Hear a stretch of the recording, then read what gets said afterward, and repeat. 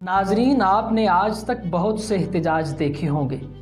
تقریباً تمام ہی احتجاج اپنے پیٹ کے لیے ہوتے ہیں، مال و دولت کے لیے ہوتے ہیں، بچوں کے حسین مستقبل کے لیے ہوتے ہیں۔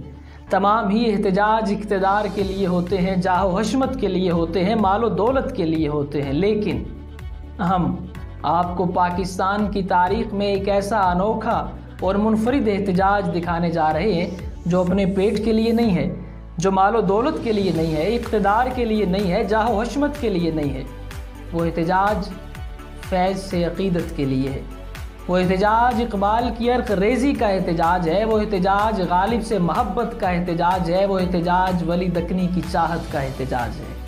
وہ احتجاج ہمارا احتجاج ہے، وہ احتجاج پاکستان کو اپنے پاؤں پر کھڑا کرنے کا احتجاج ہے، وہ احتجاج پوری دنیا میں پاکستان کو اپنا الگ مقام دینے کا احتجاج ہے۔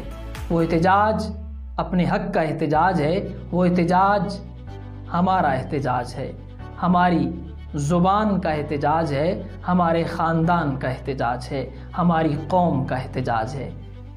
وہ احتجاج اردو کا احتجاج ہے۔ اردو ہے جس کا نام ہم ہی جانتے ہیں داغ، سارے جہاں میں دھوم ہماری زباں کی ہے۔ یہ ہمارا ساتھ دیجئے 22 جولائی 2020 بروز بدھ سپہر 3 بجے سے لے کر کے شام 7 بجے تک شاہراہ قائد اعظم بالمقابل پنجاب اسمبلی لاہور۔ آئیے حکمرانوں کو یہ باور کروا دیجئے کہ آئین پاکستان میں اردو زبان شامل ہے۔ قائد اعظم محمد علی جناح نے پاکستان کی قومی زبان اردو کو قرار دیا تھا۔ قائد اعظم کی روح کو تسکین دینے کے لیے آئیے، علامہ اقبال کے خواب کو شرمندہ تعبیر کرنے کے لیے آئیے، ہمارا ساتھ دیجئے۔ حکمرانوں کو یہ باور کروا دیجئے کہ اگر آپ انگریزی نظام کے تسلط کو ہمارے ملک پر لانا چاہتے ہیں تو کیا یہ آئین پاکستان سے روگردانی نہیں ہے، یہ آئین پاکستان سے انحراف نہیں ہے، یہ قائد اعظم کی روح کو تکلیف دینے کی جسارت نہیں ہے؟ اگر ایسا ہے تو ہمارا ساتھ دیجئے۔